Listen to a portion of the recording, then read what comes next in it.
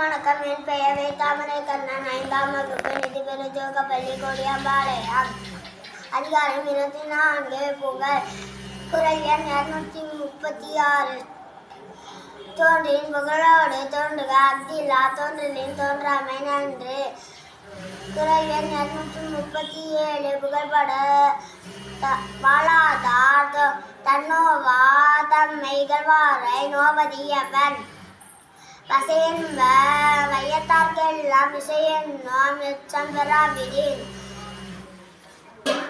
வசையிலா வன்பயன் குன்றும் இசையிலா யாக்கை பொறுத்த நிலம். வசையொழிய வாழ்வாரே வாழ்வார் இசையொழிய வாழ்வாரே